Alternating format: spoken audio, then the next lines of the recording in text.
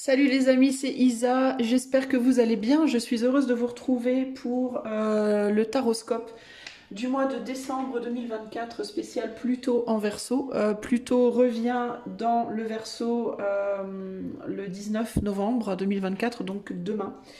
Il y était rentré déjà en janvier, mais il avait rétrogradé en Capricorne et il revient officiellement et pour y rester cette fois pour 44 ans les amis s'il vous plaît. Rien que ça. Dans les Verseaux, dans le signe du Verseau, donc demain. Donc, ce que je vais faire, c'est que c'est quand même pas rien, n'est-ce pas, hein. Plutôt, c'est quand même une planète très très très lente. Donc, c'est une planète qui a de gros impacts, notamment dans le monde, mais aussi dans nos vies. Et donc, je voulais faire un petit spécial plutôt sur ce taroscope de décembre. Alors, ce que je vais faire, c'est que je vais commencer le taroscope pour votre projection du mois de décembre 2024 avec 6 cartes, comme je fais d'habitude. Et puis, je ferai ensuite une projection sur ce qui vient. En fait, ce que je vais demander, c'est sur les 44 prochaines années. Alors, vous allez me dire, bah dis donc, tu vas loin. Oui, non, mais ce que je veux dire, c'est globalement, dans quel domaine peut-être il va y avoir probablement le plus gros changement pour vous dans les années à venir. Et puis voilà, je vais demander quelque chose d'assez. Je vais pas aller dans les détails en gros. Voilà, donc pour faire ces tirages, je vais utiliser pour la prédiction décembre, j'utiliserai le Power of Surrender Cards comme oracle de base avec le tarot de la loi de l'attraction. Et pour la partie Pluto, j'utiliserai le fou. Et j'utiliserai pas le fou, c'est pas le fou en fait, c'est le Gold Foil Tarot. N'importe quoi. Et puis j'utiliserai le petit oracle victorien pour la partie conseil, ok? Eh ben c'est parti les amis, voilà, c'est en eau trouble. On avance en eau trouble ce mois-ci. C'est à cause de la bougie. Ça trouble l'écran. C'est parti donc pour votre signe. Allez, hop, on y va. Les amis Capricorne, Soleil et Ascendant, on va aller voir de suite. Qu'est-ce qui se trame pour vous, les amis, au mois de décembre 2024? Qu'est-ce qui vient à vous durant ce mois de décembre? Capricorne, Soleil et Capricorne, Ascendant. Allez, en avant. Pour le Capricorne, Soleil et Ascendant, mois de décembre. On a arrêtez de croire que vous ne méritez rien ou que vous méritez peu. On a travaillé sur son estime de soi et lâcher l'ego. Ok. Et là, on a le chemin de l'âme. Le chemin de l'âme. Travailler sur le chemin de l'âme. Alors, qu'est-ce qu'on me dit là ?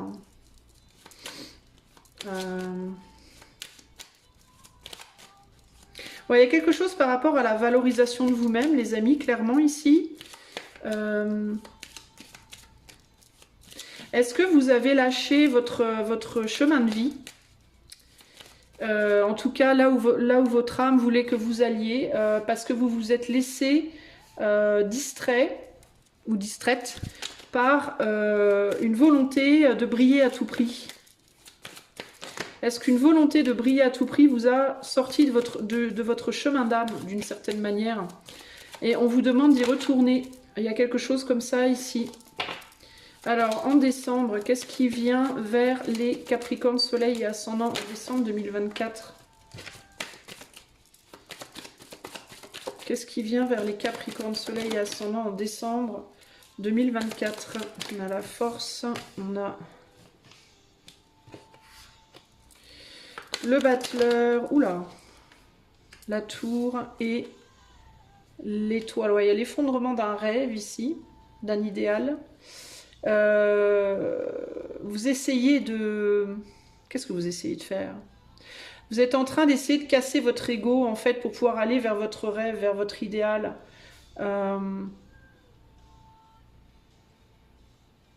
Qu'est-ce que c'est que cette... Qu'est-ce que c'est que ce beans? L'impératrice.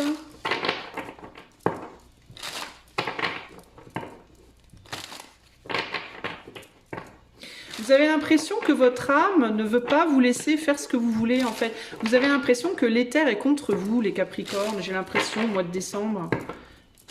Comme si vous preniez l'éther comme votre ennemi, d'une certaine manière, qui vous empêche de vous réaliser. Il peut y avoir une colère envers Dieu, là, une colère envers le ciel, une colère envers...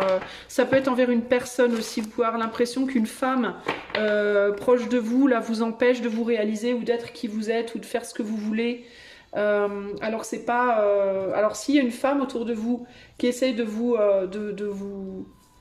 qui essaie de rien du tout concrètement, parce que je vois pas une femme... Alors peut-être qu'elle va vous dire des choses qui pourraient vous perturber, que vous pourriez prendre comme une entrave, mais elle est sous le chemin d'âme. Donc s'il y a une femme autour de vous qui vous embête, entre guillemets, elle n'est pas là pour vous embêter concrètement. Elle va dans le sens de votre âme, mais vous allez dans le sens de votre ego. Et c'est pas la même chose, vous voyez ? Et vous pourriez penser du coup que cette personne est votre ennemi, ou que Dieu sait qui, Dieu sait quoi est votre ennemi, parce que ça ne veut pas vous laisser faire ce que vous voulez. Il y a quelqu'un qui vous demande un équilibre. Il y a quelqu'un qui vous demande de vous réconcilier avec vous-même, d'agir dans le sens de vos désirs, mais aussi de vous assurer que ce que vous le faites parce que vous le voulez vraiment, et pas justement à des fins égotiques. Il y a un besoin d'arrêter de se comparer à l'autre. Vous pouvez essayer de vous comparer à quelqu'un. Vous pouvez vous dire qu'une personne autour de vous qui cherche à vous embêter, entre guillemets, alors qu'elle ne cherche pas à vous embêter. Vous allez le voir comme ça. Mais cette personne ne cherche pas à vous embêter. Mais vous allez vous dire que cette personne, elle vaut rien du tout et que vous êtes supérieur. Mais parce que vous regardez dans le sens de votre ego, les Capricornes, là.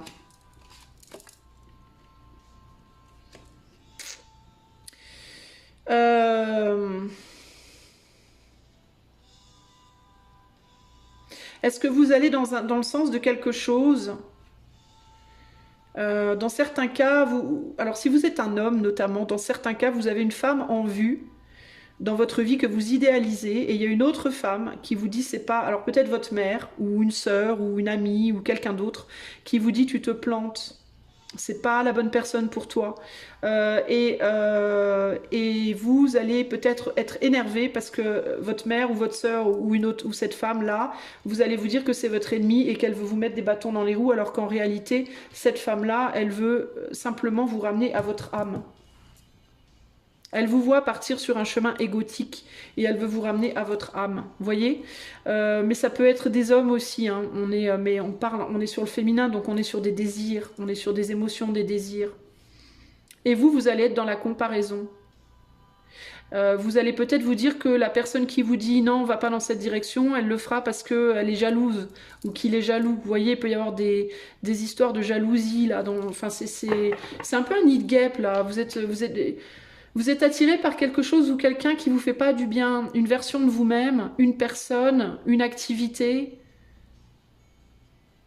Vous allez dans le sens de cette version-là, d'une personne, d'une activité, d'un amour qui n'est pas solide en fait, qui tient pas la route, qui certes vous paraît idéal, mais qui tient pas la route, qui est basé sur vos désirs, mais c'est des désirs très...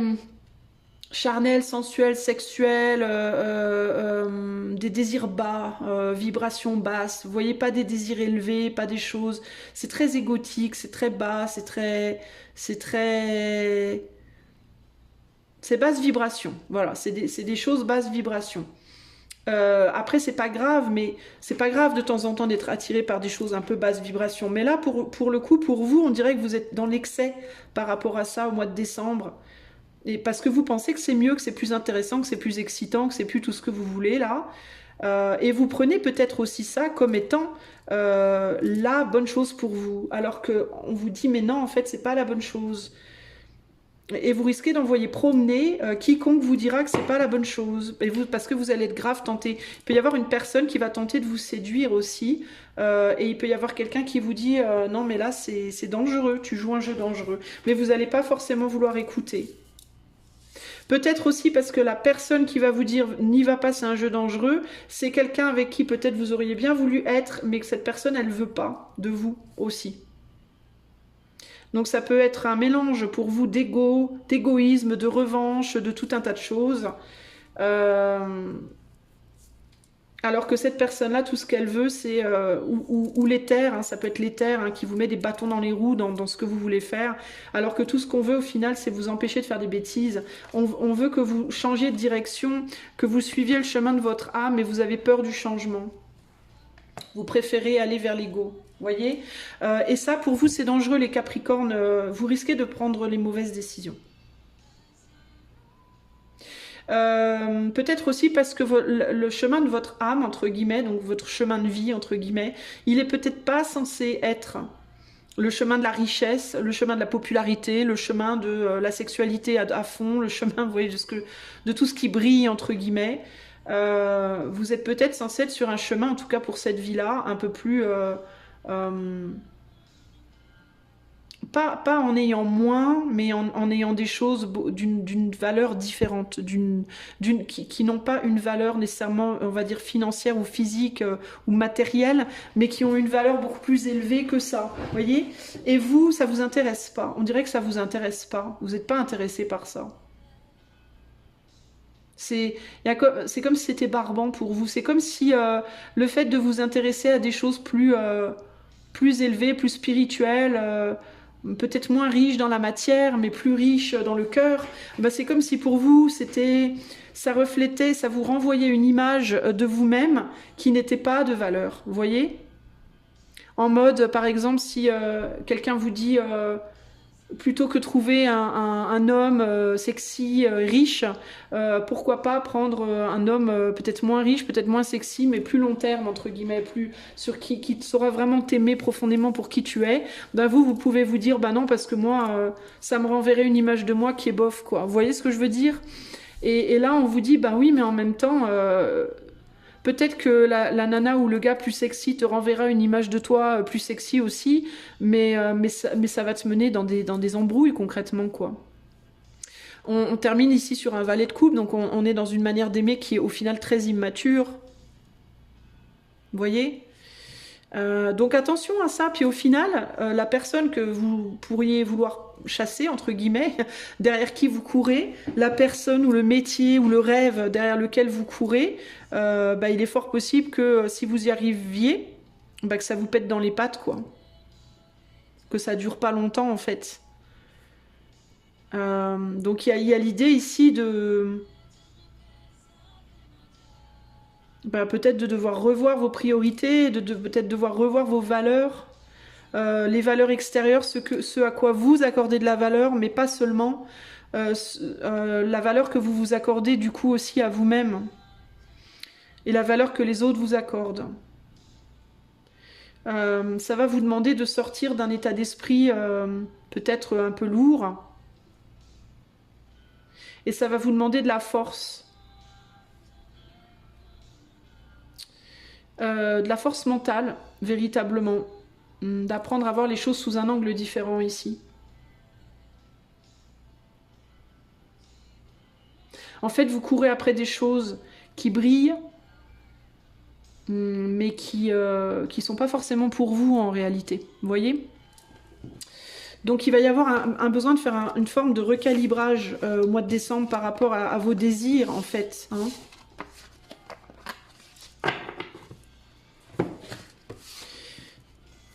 Dans certains cas, ça peut être parce que vous aussi, il peut y avoir des problèmes véritablement d'estime de soi, en surestime ou en sous-estime, à vous de voir.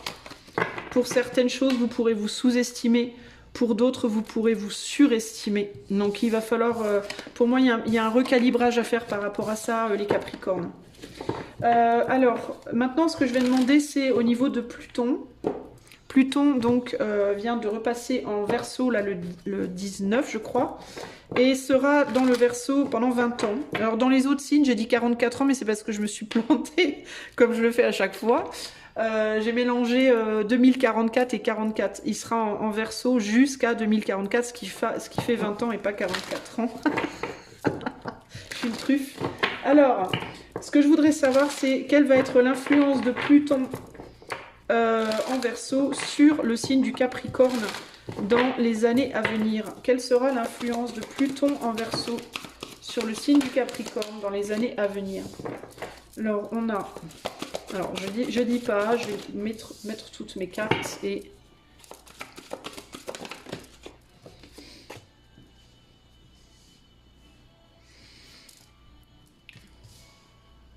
Bah, vous allez lâcher un entêtement pour moi, justement.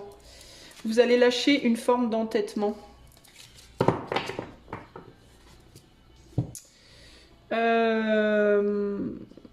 Il y a un timing divin qui va se faire pour vous et vous allez sortir d'un entêtement par rapport à ce que vous valorisez intérieurement. Mais moi, pour moi, c'est toujours ça, c'est ce thème-là qui ressort encore.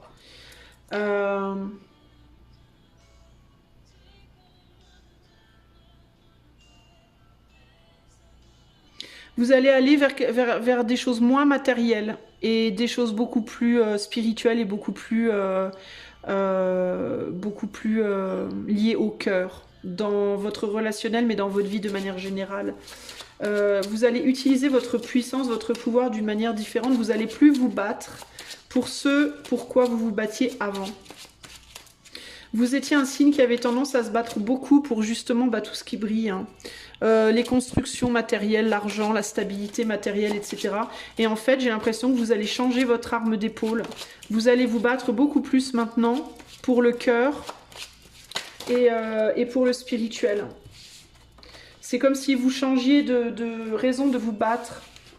Mais ça ne va pas se faire tout de suite. Ça va prendre un certain temps avant de se mettre en place. Qu'est-ce qui va changer? Comment est-ce que le Pluton en Verseau va influer sur le signe du Capricorne dans les années à venir? Comment est-ce que Pluton en Verseau va influer sur le signe du Capricorne dans les années à venir, s'il vous plaît? Alors, on a les amoureux. Ouais, vous faites un choix différent par rapport aux bagarres que vous allez mener. Et pour mener ce combat, vous allez sortir de peur, la peur des émotions, la peur de l'intimité, la peur du spirituel, la peur des choses comme ça, du cœur, véritablement. Ouais, c'est ça, hein. Vous allez regarder, vous allez vous battre pour les liens émotionnels maintenant. Vous allez sortir de cette volonté d'à tout prix vous réaliser matériellement. Et voilà. Vous allez voir la sagesse différemment.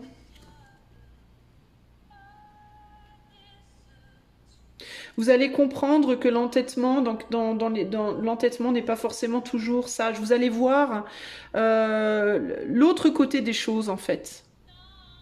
Vous allez être capable de vous remettre en question et de voir l'autre côté des choses.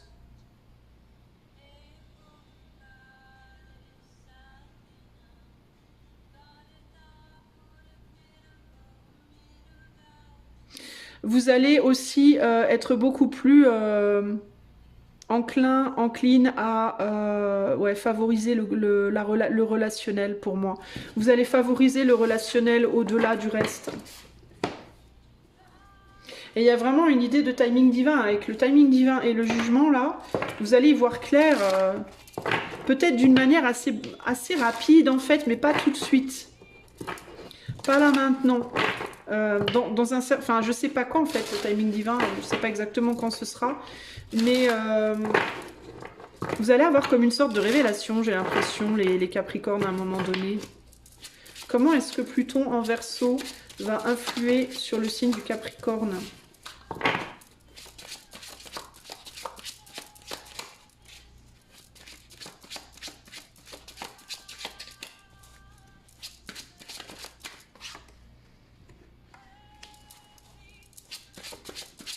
Ouais, il va y avoir un échange de place, j'entends.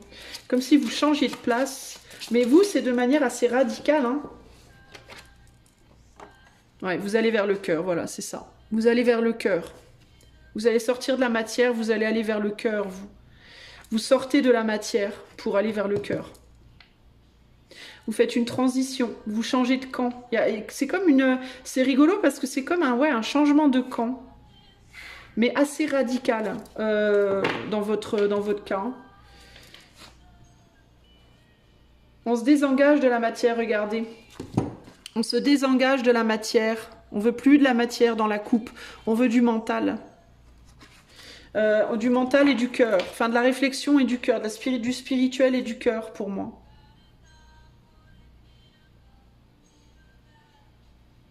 Vous allez aller œuvrer à débloquer des situations bloquées dans votre vie et dans la vie de manière générale, mais avec les émotions, plus avec les pentacles. Ouais, donc vous vous transformez un peu plus, vous, en signe d'air et en signe d'eau, plutôt que signe de terre, comme ça, vous voyez? C'est plutôt pas mal, vous changez de rôle, mais c'est intéressant parce que j'ai l'impression que tous les signes comme ça vont morpher un peu, vont se transformer dans d'autres signes, donc c'est assez intéressant ce truc de Pluton en Verseau là. Alors, quel est le conseil pour les Capricornes Soleil et les Capricornes Ascendant durant le mois de décembre 2024? 3 conseils s'il vous plaît, Capricorne Soleil et Ascendant. 3 conseils pour le mois de décembre 2024.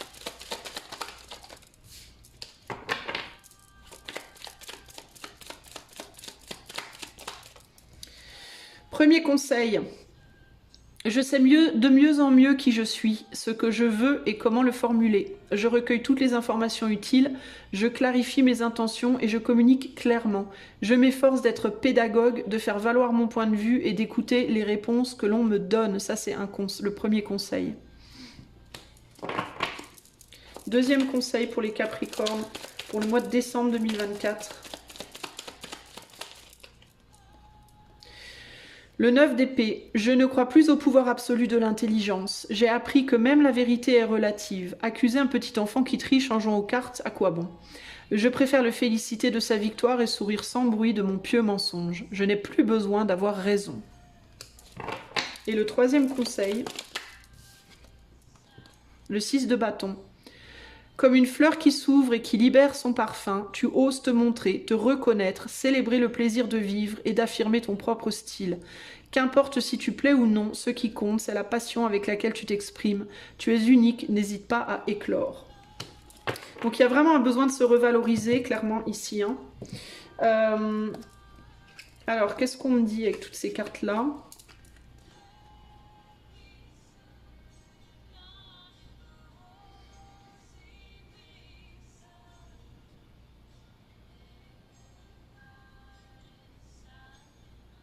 Il y a quelque chose par rapport à l'instinct ici. Mais il y a aussi un besoin de communiquer correctement et de clarifier bien ses intentions.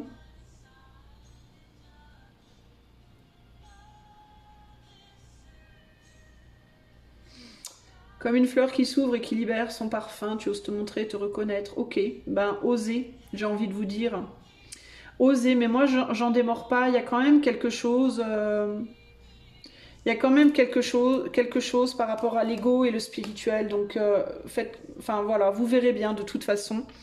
Mais pour moi ici, c'est plus par rapport à l'estime, on vous parlait de l'estime de vous-même tout à l'heure, mais ce que je ressens par rapport aux cartes que j'ai tirées tout à l'heure, c'est que... si vous essayez d'aller plus, d'écouter plus votre âme et votre cœur plutôt que juste vos désirs égotiques, je pense que vous serez beaucoup plus capable de voir qui vous êtes vraiment et d'arriver à vous estimer dans votre vérité en fait.